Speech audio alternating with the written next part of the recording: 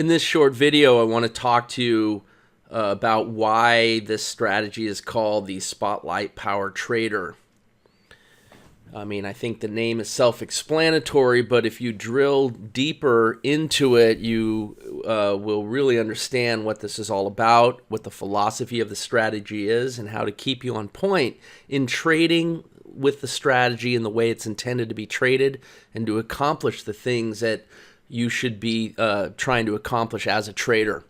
So the spotlight, of course, shines a spotlight on dependable trade setups, and you can see that with all the examples. You know you're staying long when the bars are green, you know you're going short when the bars are red, and you know you're staying flat when the bars are gray. We have to look past those colors sometimes because of some of the maneuverings we do with some trades, but by and large, that's what the spotlight is all about. The power part of the name is also very important. It reminds us of focusing in on what we have power over, but also accepting and letting go of what we don't have power over. All right, so what do I mean by that exactly? Well, there are 12 powers that we're identifying as necessary to be successful as a trader. Let's go over them, the 12 powers of ongoing trading success. The first one is the power of why. Knowing why we are trading is critical, and you have to prove it with your actions. Okay, we'll go through each of these one by one. The power of why is the most important power of all because everything boils down to why you're trading. All your actions, everything you do as a trader. You may not realize it, but it is true. And the markets are going to give you what you're asking for. There's really only one reason to trade, and that's to make money. Okay, making money is not winning on a trade or a few trades, because as traders, we still have to take another trade, don't we? And another, and another, and another. If you're really trading to make money, you have to understand this. Why you're trading should be only to make money. And if that's really your reason for trading, then you have to ask the next logical question, which is how? How do you do that? And the answer is in your trade plan. By putting the odds on your side, by having an edge in the market, a statistical advantage. It's not by any one trade. If you understand this, then it helps you then do everything else necessary to succeed at trading. A lot of times we think we're trading to make money, but we're really trading for some other reason that we don't understand. Like we know we're not supposed to take this next trade, and yet we do anyway. Or we know we're not supposed to move our stop, but we do anyway because we don't want to lose. We're afraid of losing. Maybe we're afraid of being stupid. We're afraid of not being smart enough. None of those add up to trading for the right reason. Because if you're trading to make money, then none of that matters. You have to learn how to operate from a higher point of view, which leads to the next powers, the power of the trade plan. Trade plans should be well tested and proven. If you execute a well-tested trade plan that you have been able to prove, then you will be able to grow your equity. And the trade plan is going to keep you running your trading as if it were a business and not a hobby. If you take random trades outside of this context, then why? Ask yourself why. Because it usually is because you're trading for some other reason than to make money. The only way you're going to make money trading is through the ongoing statistical advantage that your trade plan gives you. It's a combination of wins and losses. That leads to the next power, the power of a strong trader foundation. This is the most important thing if you hope to succeed. You have to have a strong foundation. Just like if you were to build a house, you're not going to build it on flimsy ground. And in order to build a strong foundation, you have to do certain things. Ultimately, you have to believe in what you're doing. If you don't believe in what you're doing, as soon as there's a few losing trades, you're going to be lost, you're going to be confused, you're not going to understand what's happening, but you are going to understand that it hurts, that it's painful, and that you're going to run away. Basically, without belief, you're dead. You're dead in the water. You may as well get into a different business. But you can't just talk yourself into believing. You have to do certain things so that you take ownership of your belief, not just intellectually. We're all smart enough to see that the trade plans win, but that doesn't mean that we're smart enough to handle it emotionally when some losing trades happen. Okay, so it starts by what I call digging some ditches, the ditch digging of trading. And in short, that means back testing. Because when you back test, you're going to think through each trade one at a time. And it's going to force you to deal with losing trades. It's going to force you to stay resolute and stay with the program, or fly away, run away, and quit. When you stay with it and you witness that your equity grows and grows and grows despite losing trades, that's when you start believing in what you're doing. You have to see the good, the bad, the ugly, the great, rinse, repeat over and over again, and watch that equity curve continue to grow despite the ugliest sessions. There will be a worse session of the year. There will be a worse session of the month. There are going to be losing trades. What you learn from building this foundation is that you cannot divorce losing trades from winning trades, and you shouldn't need to. The losing trades get you to the winning trades. That's all part of the trade plan that grows your equity and achieves your reason for why you're trading in the first place. Nothing is more important than the Trader Foundation, believing in what you're doing. Do the work necessary to put your belief where it needs to be. And then that takes us to the power of quitting. This should be part of your trade plan. This is a dynamic goal-setting strategy. It allows you to take what the market wants to give you, not what you want from the market. No one cares about that. You have to learn how to take what the market wants to give you while quitting positive most of the time. Our goal should be able to quit positive on most sessions while controlling our drawdowns with smart, efficient trading. The power of quitting keeps us doing that. Maybe one day the market only wants to give us a couple ticks, but the next day it wants to give us a home run trade out of the park.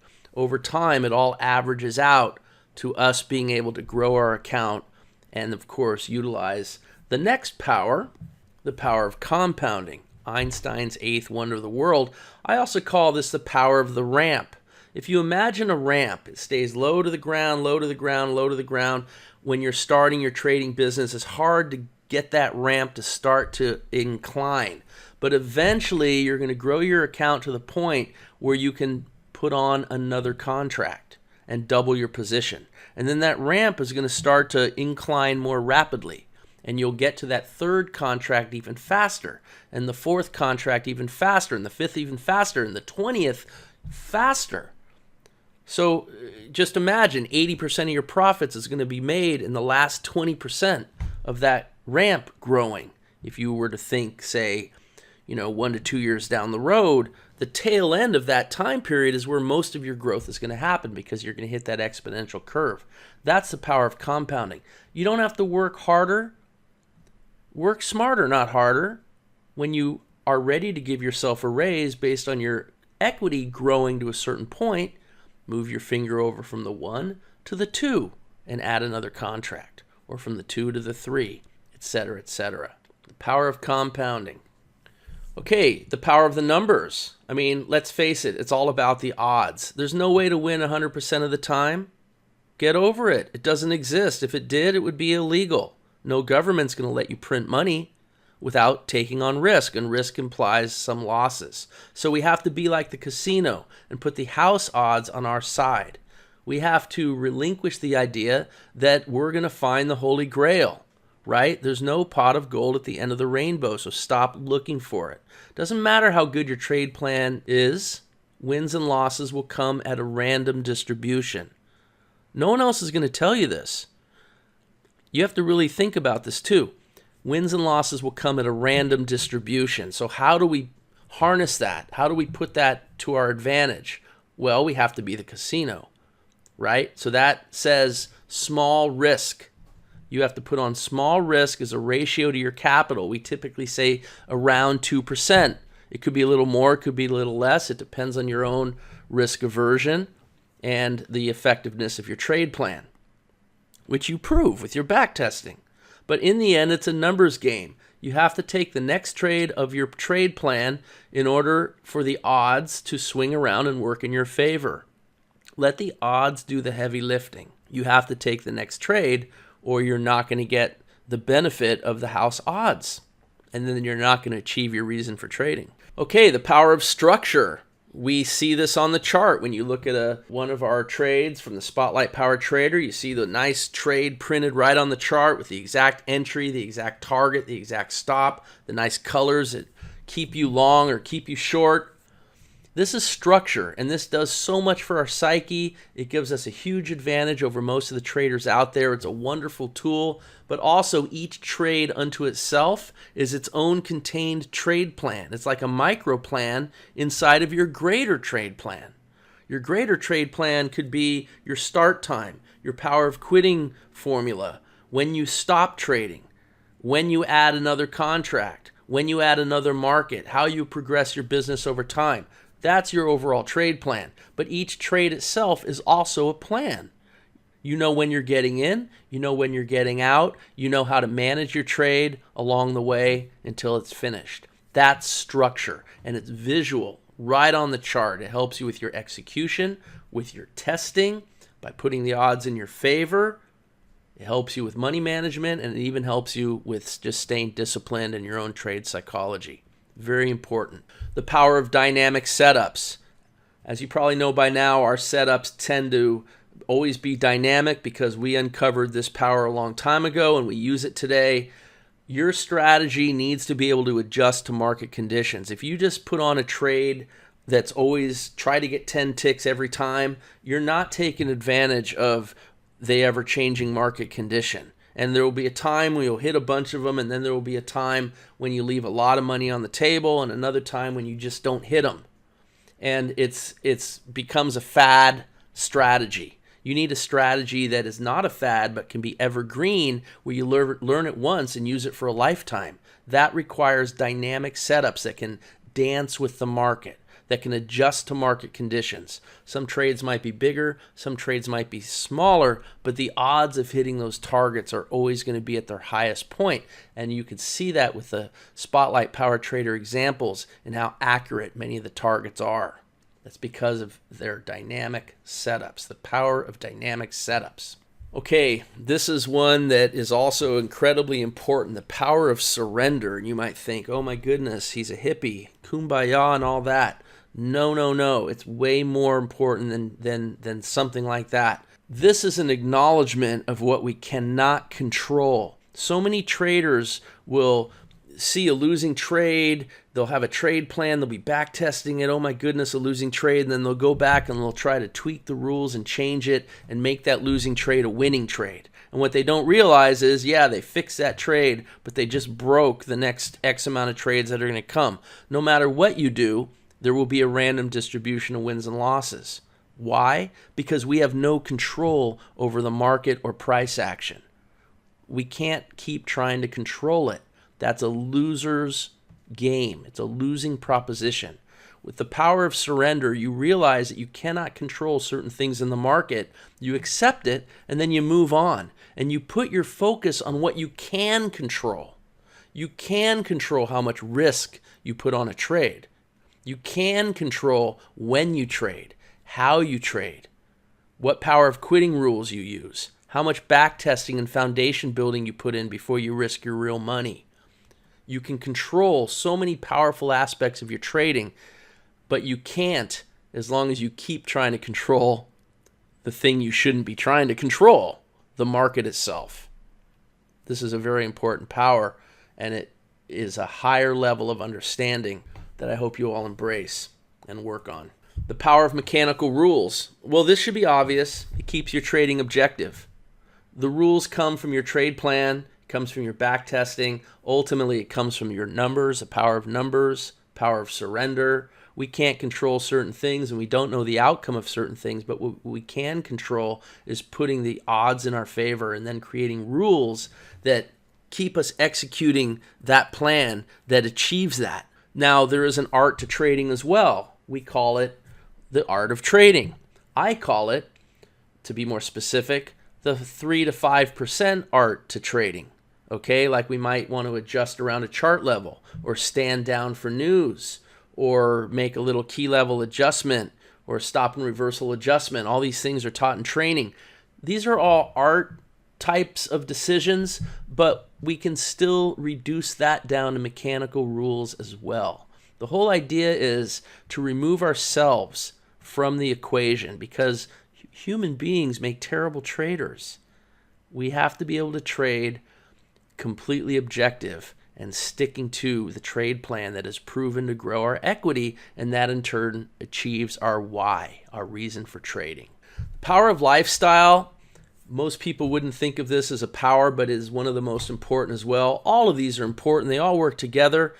But there are two ways to look at this. One, you have to find your personal style of trading. Some people always say, give me a 4-hour chart trade plan, and I'll say, okay, here it is. And then they're like, oh my God, I can't trade this because there's been 13 bars before it even triggered in, and then it canceled. How am I supposed to monitor a chart, for 4 hours times 13 bars, and that's just one trade? What about the next trade, the next trade, the next trade? What about 6 months from now, right? Do you want to sleep with your computer? Do you want to pull off the road when you're rushing to a dentist appointment and handle a trade? These are all lifestyle questions. I personally want to trade as little as possible. Today I took a trade, it took 5 minutes. I hit my goals, I was finished. I don't need to trade more to make more money, right? Power of compounding. Power of lifestyle is decide the kind of lifestyle you want to live and then trade within your lifestyle so that you can do it on a disciplined and committed basis. Here's a mistake a lot of traders make. They put their personal needs in front of the needs of their trading. Oh, I have to pay my electric bill today, so you have to make X amount of money. Well, what if the market doesn't want to give you that? Power of quitting, right? You're going to make mistakes. You're going to deviate from the power of your trade plan. The great irony is that if you put your trading needs first, at some point, as the ramp grows, you will achieve your financial goals, which will take care of your personal needs. For that reason, lifestyle is an essential power. Never try to do too much. Trade within the lifestyle you want to lead.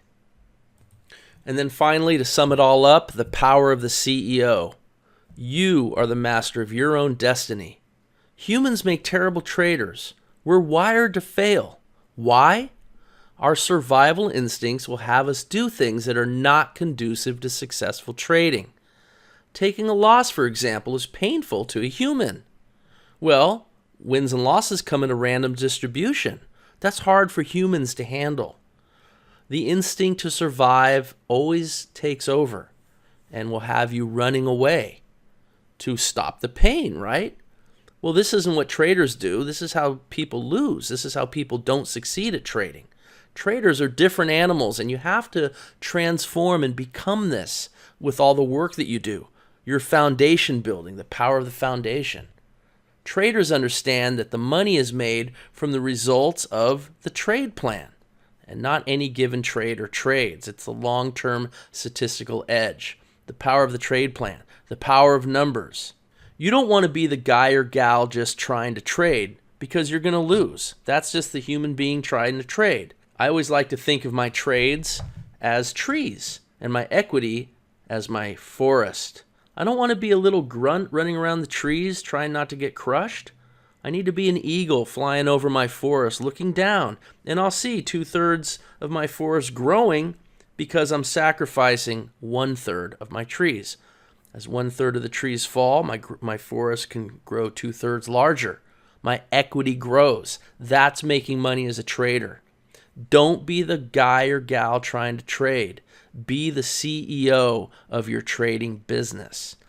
This is going to help you make decisions from the proper point of view, and then will help you detach yourself emotionally from the outcome of any trade.